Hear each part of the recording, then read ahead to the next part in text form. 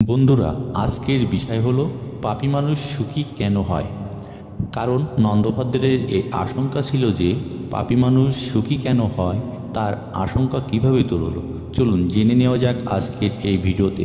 বন্ধুরা, আপনারা হয়তো ব্যাসমুনির নাম নিশ্চয়ই শুনেছেন, যিনি মহাভারতের সাথে সাথে 18টি মহাপুরাণের রচয়িতা, যিনি স্বয়ং ভগবান শ্রীহরি বিষ্ণুরই অবতার ছিলেন, যার মধ্যে অতীত, ভবিষ্যৎ আর বর্তমান নিয়ে জানার দিব্যদৃষ্টি প্রাপ্ত ছিলেন। এর সাথে সাথে তিনি সব জীবজন্তুর, পোকামাকড়, পশু পাখির ভাষা ও মনোভাব বুঝতে পারতেন। একদিন ভগবান ব্যাসমুনি কোথাও যাচ্ছিলেন। যখন তিনি হঠাৎ করে পথে একটি পোকাকে খুব দ্রুত যেতে দেখলেন, ব্যাসমুনি পোকার ভাষায় পোকাকে বললেন, এত দ্রুত গতিতে তুমি কোথায় যাচ্ছ? পোকা বলল, আমার খুব বিপদ। তোমার উপর কিসের বিপদ আসতে চলেছে? তখন পোকা বলল, হে মুনীশ্বর, আমি এই জন্যই পালাচ্ছি, কারণ অনেক বড় একটি গরুর গাড়ি এদিকে ছুটে আসছে। সে আমাকে পিষিয়ে না দেয়, তাই আমি আমার প্রাণ বাঁচানোর চেষ্টা করছি। নিজের প্রাণ তো সবার কাছে প্রিয় হয়, তাই নয় কি? ব্যাসমুনি বললে, হ্যাঁ ভাই, তুমি তো পাপজনিতে জন্ম নিয়েছ, তোমার জন্য তো মরে যাওয়াই সৌভাগ্য। মানুষ যদি মৃত্যুকে ভয় পায় তাহলে ঠিক আছে, কারণ বহু সৌভাগ্যের মানব জন্ম পাওয়া যায়। কিন্তু তোমার এই কীট শরীর ছাড়তে কিসের এত ভয়? তখন পোকা বলতে লাগলো, হে মহের্ষি, আমি মৃত্যুকে ভয় পাই না। আমি তো এইভাবে ভীত, কারণ আমার চেয়ে আরও অনেক অদম কীট জনি রয়েছে। আমি মরে গিয়ে সেই সব জনিতে না চলে যায়।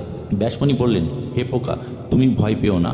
আমি কথা দিলাম, যতক্ষণ না আমি তোমাকে মানব শরীরে পাঠিয়ে দেব, ততক্ষণ তোমার জন্ম যে যে জনিতেই হবে, আমি তোমাকে সেই জনি থেকে উদ্ধার করে যাব।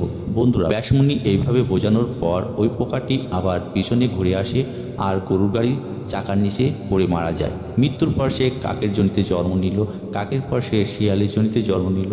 সে যখন যেখানে জন্ম নিল, ব্যাসমুনি সেখানে এসে তাকে পূর্বজন্মের কথা স্মরণ করিয়ে দিলেন, যার ফলে সে সেসব জনি থেকে খুব তাড়াতাড়ি মুক্তি পেয়ে গেল। এইভাবে যখন কুকুর, কখনো গাধা, কখনো কুমির, কখনো পাখি রূপে জন্ম নিল, ব্যাসমুনি তাকে উদ্ধার করতে থাকেন। এইভাবে সে চণ্ডাল, শূদ্র, বৈশ্য, ক্ষত্রিয় আর ব্রাহ্মণ হয়। এরপর ভগবান ব্যাসমুনি তাকে মন্ত্র দীক্ষা দিয়ে নিজের শিষ্য বানিয়ে নিলেন, যার ফলে তার মধ্যে 4 বেদের জ্ঞান হয়। একদিন ব্যাসমুনি সেই 5 বছরের ব্রাহ্মণ বালককে তিনি নন্দভদ্রের আশঙ্কা দূর করতে তাকে পাঠিয়ে দিলেন। নন্দভদ্রের এই আশঙ্কা ছিল যে পাপী মানুষদের কেন সুখী দেখা যায়। বন্ধুরা, তখন ওই ব্রাহ্মণ বালক নন্দভদ্রের আশঙ্কা এইভাবে দূর করলেন।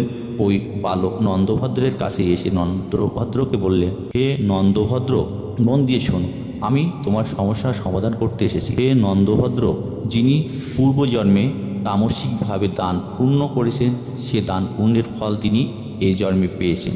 কিন্তু তামসিকভাবে যে ধর্মকর্ম করা হয়, তার ফলস্বরূপ মানুষ ধর্মের কোনো অনুরাগ হয় না, আর সে পাপীকে সুখী দেখা যায়।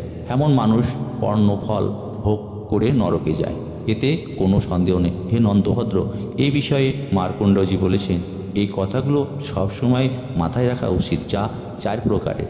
প্রথম, যারা ইহলোকে সুখ ভোগ করে তাদের জন্য পরলোকে কোনো সুখ নেই। দ্বিতীয়, যারা ইহলোকে দুঃখ ভোগ করে তাদের জন্য পরলোকে সবই সুখ রয়েছে।